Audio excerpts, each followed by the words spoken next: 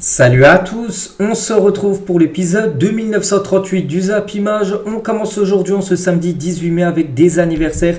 Donc voici tous les joueurs qui fêtent leur anniversaire aujourd'hui. Donc c'est vrai que c'est pas des joueurs hyper connus, par exemple peut-être Ryan Sessegnon, le joueur de Tottenham, donc il fête aujourd'hui ses 24 ans. On lui souhaite bien sûr un très bon anniversaire. On continue, on va parler maintenant de ce qui s'est passé hier soir niveau résultat, et on commence tout d'abord avec la Ligue 2 et l'AG Auxerre, équipe sûre de terminer premier. De toute façon, le championnat est fini, c'était la 38e et dernière journée hier, et l'AG Auxerre finit en beauté cette dernière journée, on peut dire, de Ligue 2, en s'imposant 4-1 contre l'équipe de Concarneau. Donc un triplé de Oneu et un but de 1 qui a été élu meilleur joueur de cette saison de Ligue 2, donc qui a marqué le quatrième et dernier but pour les Bourguignons. Donc parfait bien sûr pour l'AG Auxerre, donc leur dernier match de Ligue 2 avant de jouer leur prochain match officiel qui sera tout simplement la première journée de Ligue 1 saison prochaine. Donc 20 tirs, 10 tirs cadrés, 4 buts inscrits. Donc félicitations bien sûr à l'AG Auxerre qui a été bien supérieur à toutes les équipes qu'ils ont pu affronter cette saison du côté du championnat de Ligue 2. Concernant l'équipe de Angers qui était deuxième avant les matchs hier, donc Angers a fait le 0-0 contre l'équipe de Dunkerque.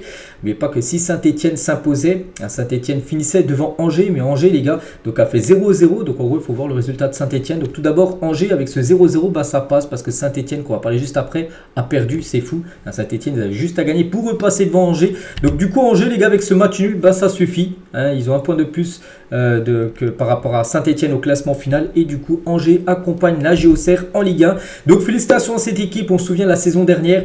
Et ça avait été très compliqué, ils avaient fini dernier, ils étaient descendus et voilà, ils font l'ascenseur, ils descendent, ils remontent directement comme l'AG Auxerre qui était descendu, qui remonte directement. Donc l'AG Auxerre et Angers, deux clubs descendus de la Ligue 1 l'année dernière, retrouveront l'élite la saison prochaine. Donc une première depuis la saison 2006-2007 que deux équipes de Ligue 1 descendent et remonte l'année d'après, ensemble je vous parle, donc voilà, parfait pour l'AG Auxerre et Angers. De retour en Ligue 1 seulement un an après leur relégation on peut dire.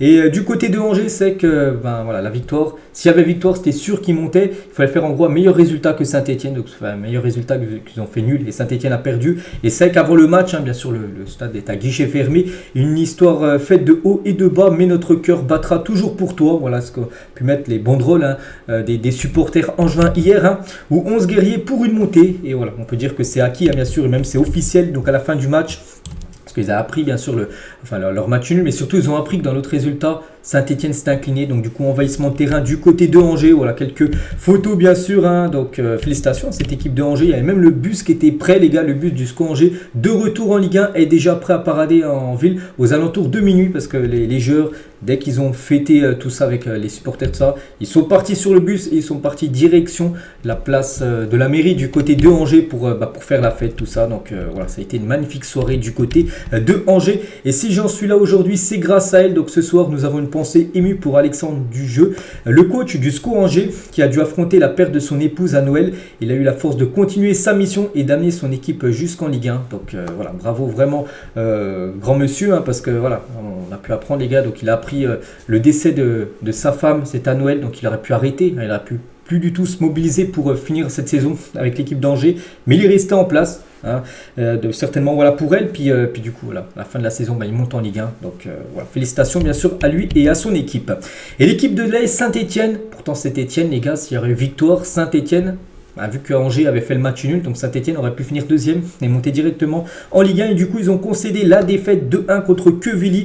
Donc grosse déception, grosse désillusion, surtout que Saint-Etienne, j'ai pas vu le match. Regardez-moi ces stats les gars, 28 tirs pour Saint-Etienne, 28 frappes les gars, 7 tirs cadrés, un but marqué, voilà. Donc il y a eu énormément d'arrêts du gardien de Quevilly qui a peut-être fait le match de la saison. Quevilly en plus c'est relégué, c'est une équipe qui jouait, qui n'avait plus aucun enjeu pour eux, et ils ont gagné l'équipe de l'AS Saint-Etienne, alors que Saint-Etienne avait beaucoup d'enjeux. Du coup l'AS Saint-Etienne sera barragiste, donc voilà, ils peuvent toujours monter en Ligue 1, mais voilà, il y aura des matchs à disputer avant.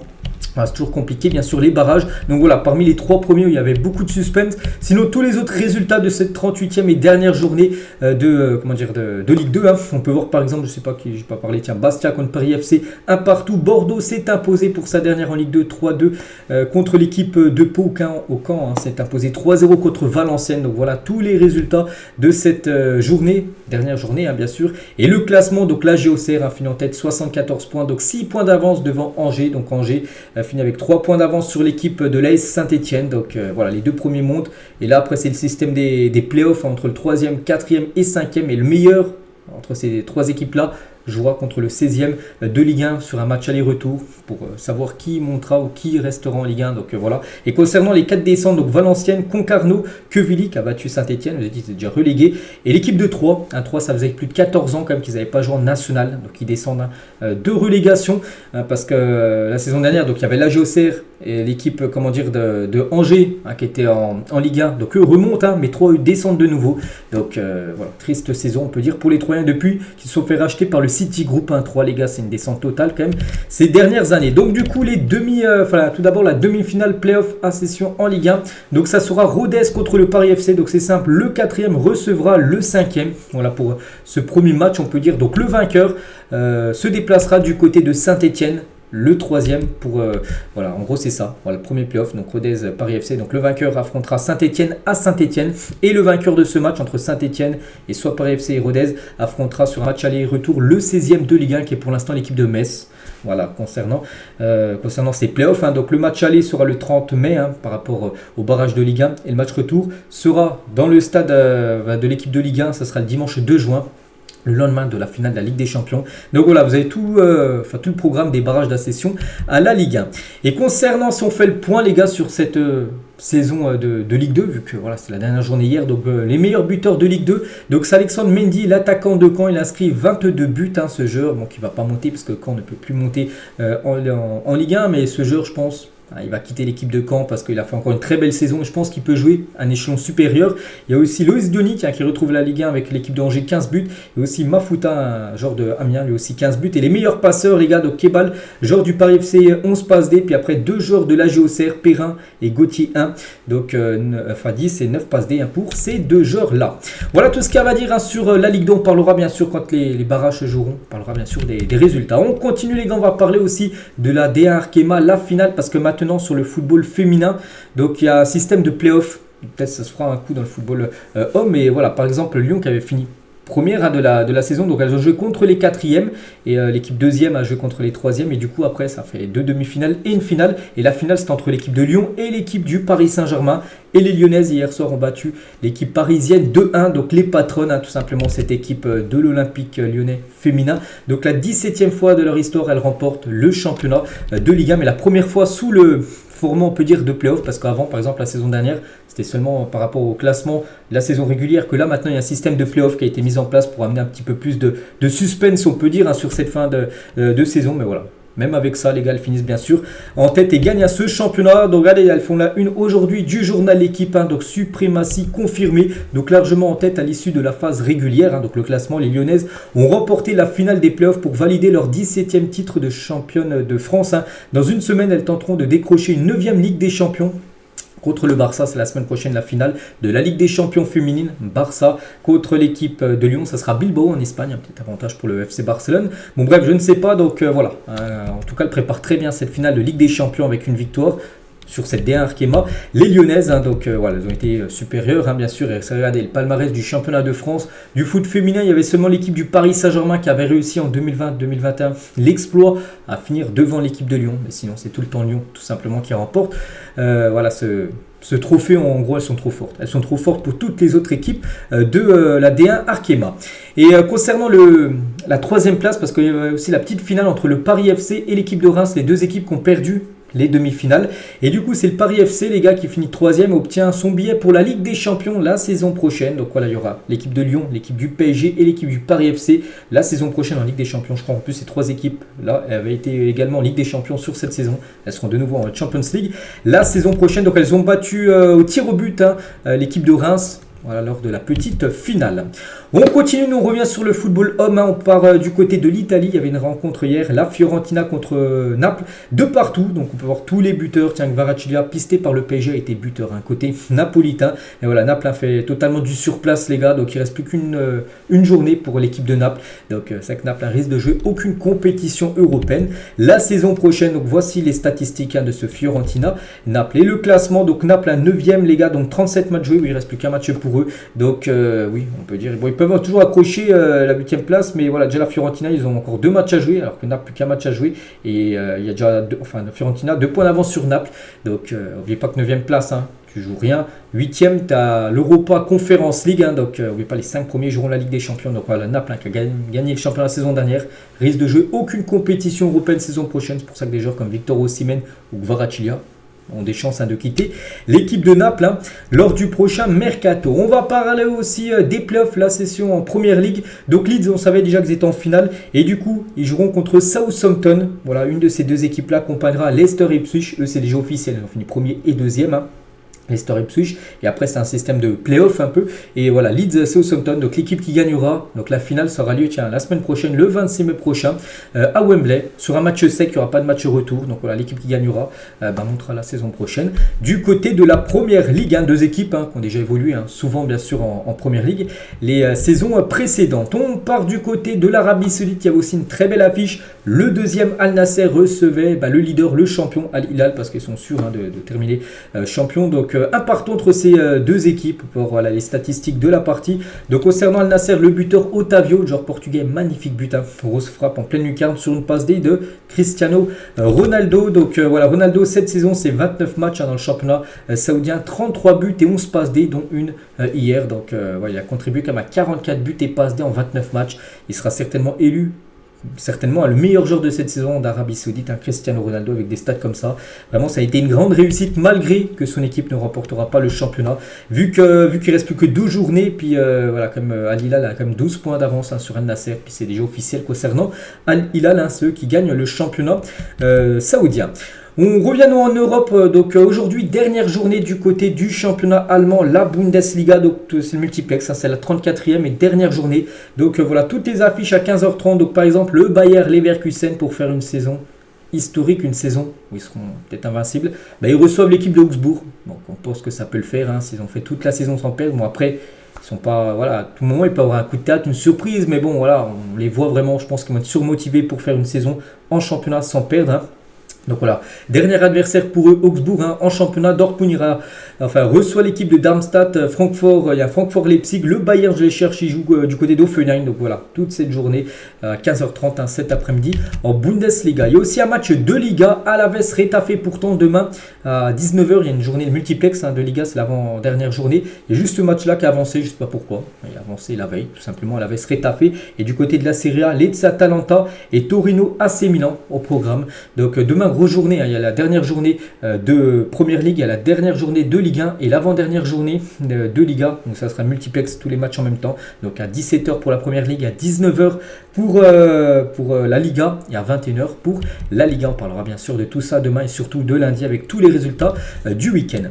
On continue, on revient 3 ans jour pour jour en arrière. C'était un 18 mai 2021 et Karim Benzema faisait son retour en équipe de France. Incroyable, hein, Deschamps annonçait, hein, pareil, hein, c'était sur le JT de 20h. Donc il annonçait le retour de Karim Benzema pour jouer l'Euro. C'était il y a 3 ans jour pour jour, tout le monde avait été content.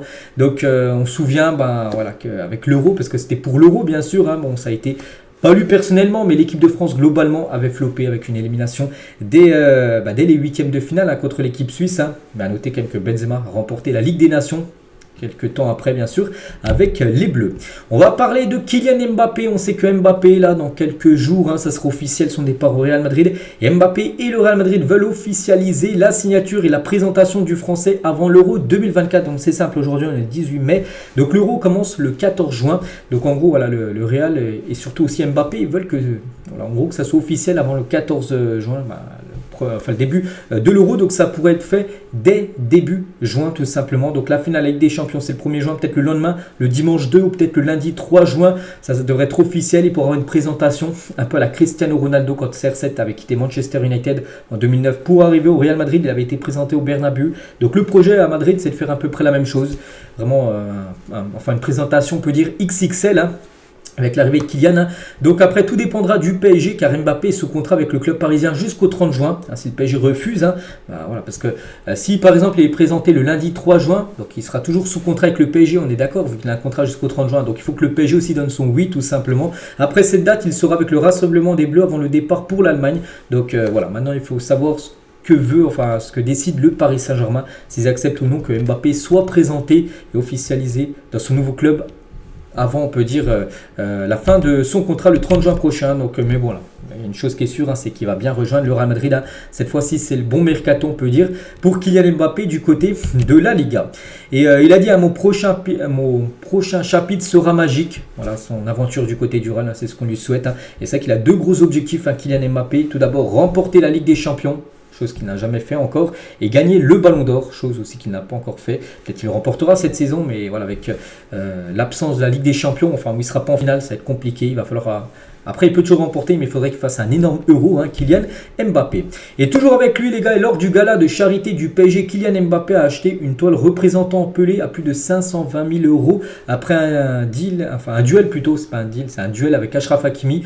Donc les deux, voilà, surenchiraient à chaque fois pour essayer d'acheter ce tableau, et c'est Kylian Mbappé qui est le dernier mot, 520 000 euros.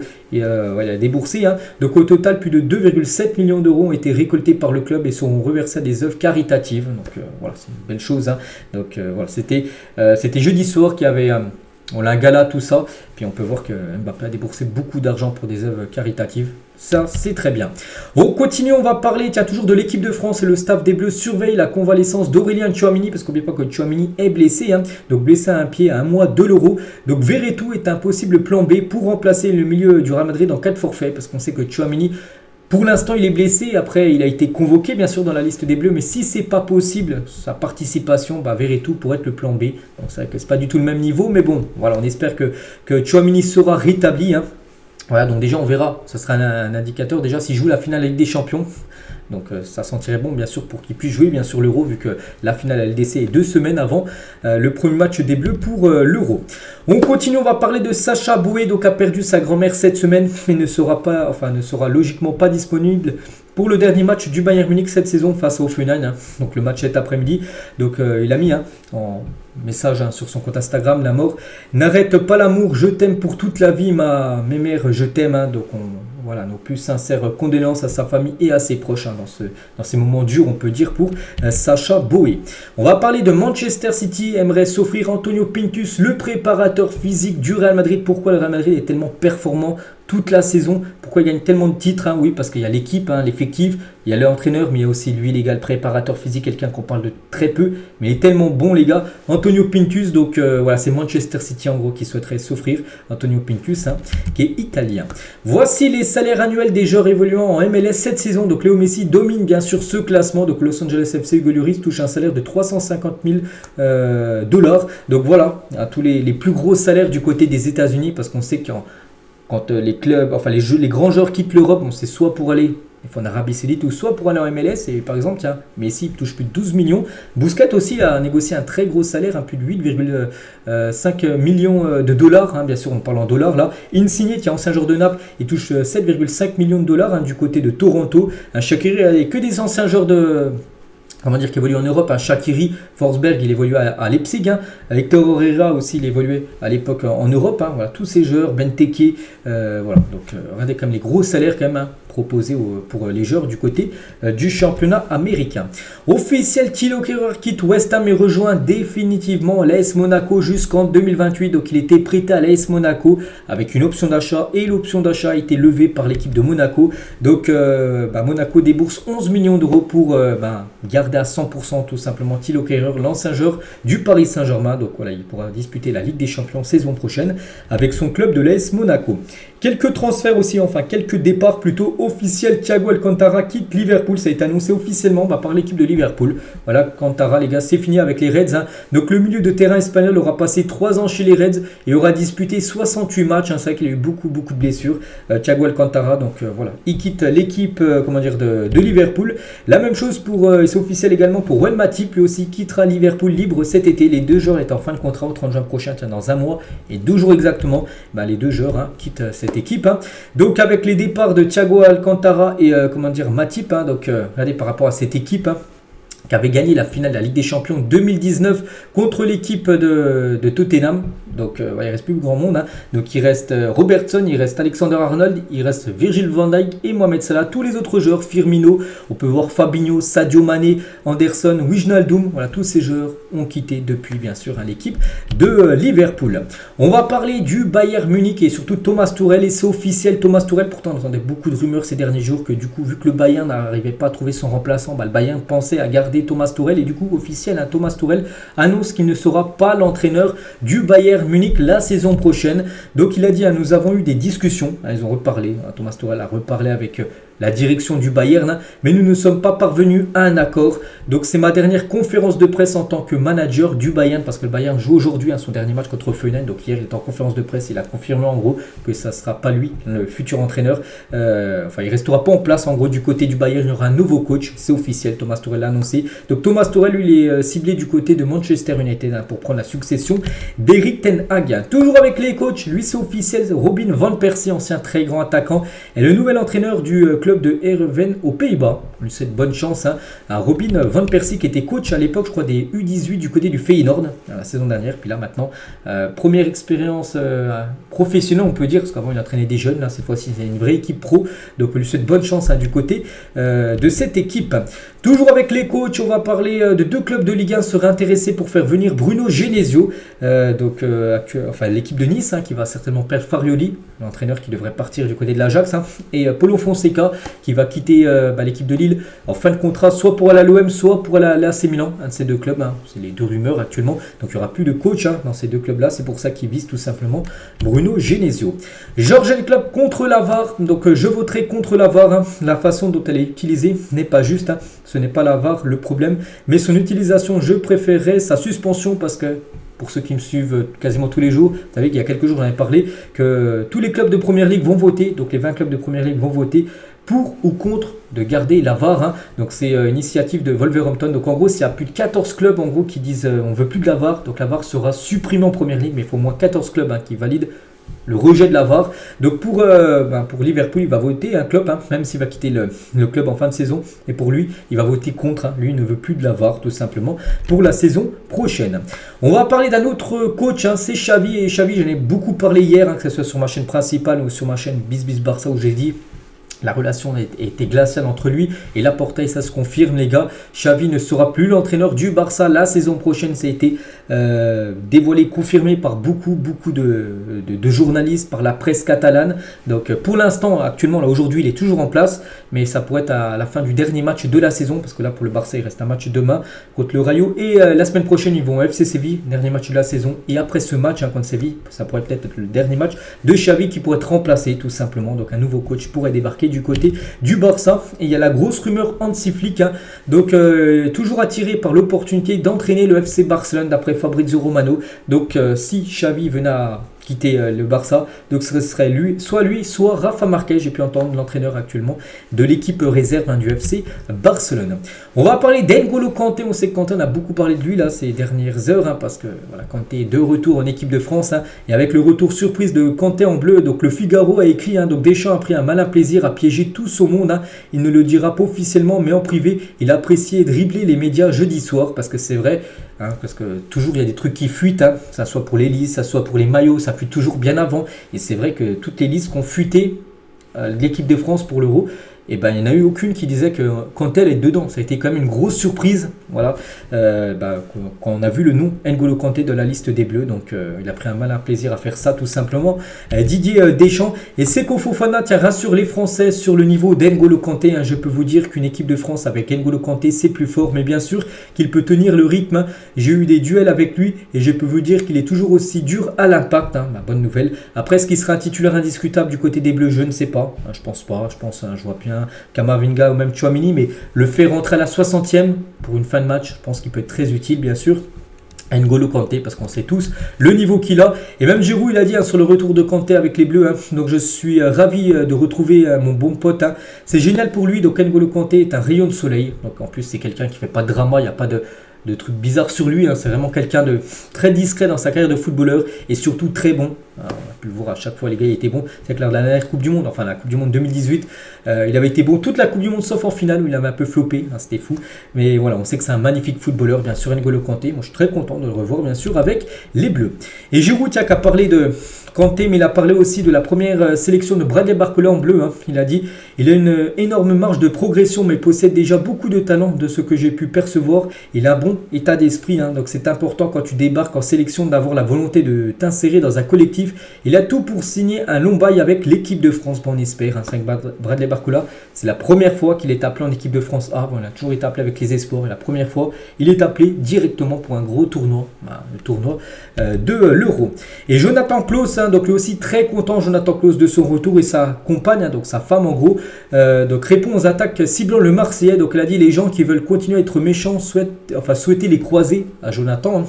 Grand bien vous fasse, la saison de l'OM a été compliquée, personne n'a dit le contraire, tout le monde a une part de responsabilité dans cette année épouvante et remplie de rebondissements, faut pas l'oublier, mais ce qui est sûr c'est que personne ne s'est jamais économisé sur le terrain. L'équipe de France et l'OM sont deux choses différentes, la déception des résultats de l'OM n'empêche pas d'être heureux de l'annonce de la liste des Bleus, soyez intelligents et faites la part des choses. Voilà ce qu'elle a pu répondre, parce qu'en gros il y en a beaucoup qui se sont dit en gros, qu'on critiquait dès qu'ils ont vu Klose dans la liste de Deschamps. Il y en a beaucoup qui ont dit qu'est-ce qu'il fait dans cette liste, tout ça. Il a fait une saison très moyenne avec l'OM, comment il peut être appelé? Donc sa femme est venue au secours tout simplement de son homme.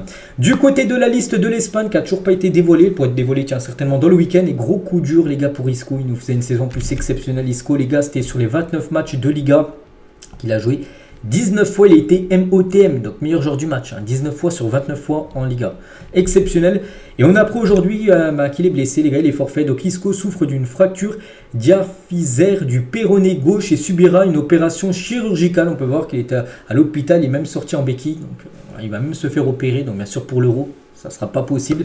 Terrible nouvelle pour lui, à quelques jours de l'Euro, alors qu'il réalisait même une magnifique saison, comme j'ai dit, avec beaucoup de fois élu homme du match. Donc on lui offre beaucoup de force, bien sûr, au joueur Isco. La FIFA va tenir une réunion d'urgence pour décider si Israël doit être expulsé du football, d'après Téléfootball. Donc la proposition d'interdire Israël suite à sa réponse aux attaques terroristes du Hamas est soutenue par les fédérations d'Algérie, d'Irak, de Jordanie, de Syrie et du Yémen. Info que j'ai à vous partager aujourd'hui. Donc une réunion d'urgence va être faite pour savoir si l'équipe d'Israël va être retirée du football mondial ou non. Donc dès que j'en sais plus, je vous dirai tout ça plus tard. On va parler du Borussia Dortmund, parce que Dortmund, dans 2 semaines, jour pour jour, mais pas, dans 14 jours, les gars, 2 semaines, c'est la finale de la Ligue des Champions. Et Dortmund, les gars, dévoile son nouveau maillot domicile pour la saison prochaine. Il sera porté aujourd'hui pour le dernier match de la saison en championnat. Donc, n'oubliez pas quand même qu'ils vont attendre 2 semaines. Ils ont 2 semaines pour préparer, bien sûr, cette finale. L'équipe de Dortmund, qui joue aujourd'hui, puis leur prochain match sera la finale contre Montréal. Encore un match le week-end prochain contre le Betis pour finir cette saison pour le Real. Mais voilà, concernant Dortmund, surtout pour revenir à ce qui est important, leur futur maillot que je trouve très beau, bien sûr, pour la saison prochaine. Et toujours du côté de Dortmund, les gars, la forme physique de Niklas Süle à 2 semaines, jour pour jour, de la finale de la Ligue des Champions. Donc voilà, ce joueur, on peut voir qu'il a quand même pris pas mal de poids. C'est ça qui est... Je comprends qu'il n'a pas été appelé, bien sûr, dans la liste de Nagelsmann. C'est vrai que là, on peut voir qu'il a pris quand même quelques kilos. Et ça va être compliqué, bien sûr, s'il joue contre un joueur comme Vini Junior, les gars, de suivre la cadence. Déjà qu'il n'est pas réputé pour aller vite. Voilà, donc à lui, bien sûr, d'être prêt, bien sûr, pour la finale. Fabregas avait promis des vacances à Ibiza, ses joueurs de Como, en cas de promotion en Serie A. Et officiel, Como monte en Serie A la saison prochaine. Et du coup, il a tenu parole. Il a payé le voyage à tous ses joueurs, à tout son effectif de Como qui sont partis passer quelques jours de vacances du côté de Ibiza. Donc magnifique cadeau, on peut dire, de Fabregas qui va découvrir la Serie A en tant que coach saison prochaine avec son équipe de Como. Des nouvelles d'Arda Güler qui travaille dur chez lui pendant ses jours de repos, parce que le Real reprend l'entraînement aujourd'hui. Ils ont eu 3 jours de repos là, donc vendredi, jeudi et mercredi, depuis mardi où ils ont joué le match où ils ont gagné 5-0. Donc aujourd'hui, reprise de l'entraînement pour préparer le match demain du Real qui se déplace, je crois, à Villarreal. Donc Arda Güler, malgré qu'il y a eu des jours de repos, donc lui, pas de jour off les gars, toujours à l'entraînement en mode musculation, on peut dire, le jeune joueur turc.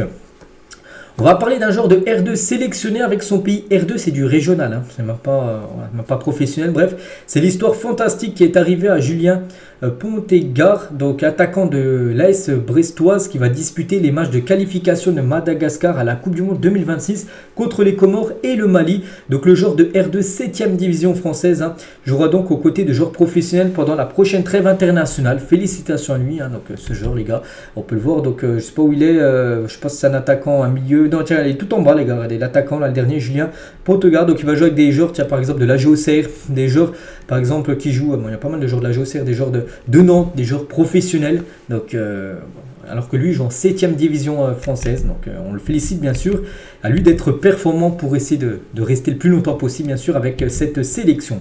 Officiel, Arne Slot sera bien le nouvel entraîneur de Liverpool la saison prochaine. On savait qu'il y avait cette rumeur, mais c'est lui qui l'a dit de ses propres mots. Il a dit je peux confirmer que je serai le nouveau manager, donc coach de Liverpool la saison prochaine. Il a dit ça en conférence de presse hier. Donc voilà, ça sera bien lui les gars. Et voilà, le futur coach de Liverpool, il va avoir la lourde tâche de remplacer Jürgen Klopp. Frank Hens sur la rumeur d'un retour de Raphaël Varane à Lens, parce que Varane, tiens, dans 1 mois et 2 jours, c'est fini. Regardez, le dernier match de Manchester United à domicile, il a fait ses adieux. Marcel aussi a fait ses adieux au public d'Old Trafford. Et pourquoi pas un retour de Varane du côté de Lens, parce qu'avant de signer au Real, il jouait à Lens. Évidemment que Raphaël Varane peut m'intéresser par ses qualités de joueur, de leader, par ses qualités humaines, par ce qu'il représente et ce qu'il est capable de donner.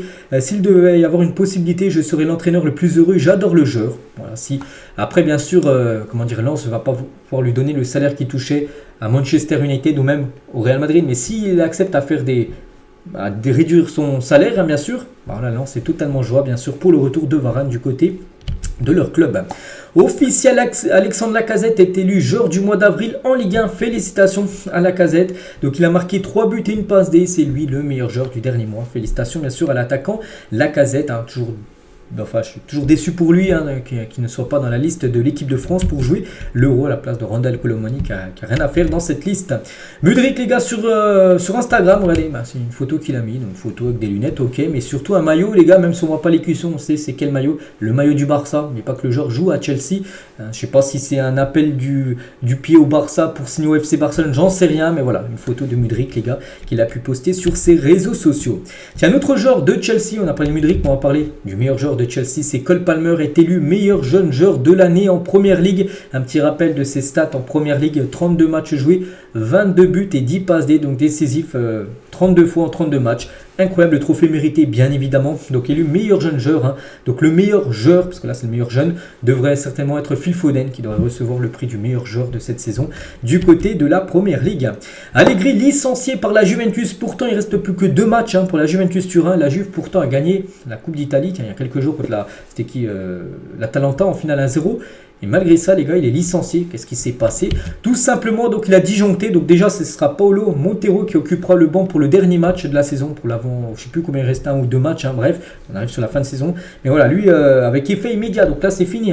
Allegri n'est plus l'entraîneur de l'équipe de la Juventus Turin. Donc il a passé plus de 8 saisons passées, 2 mandats.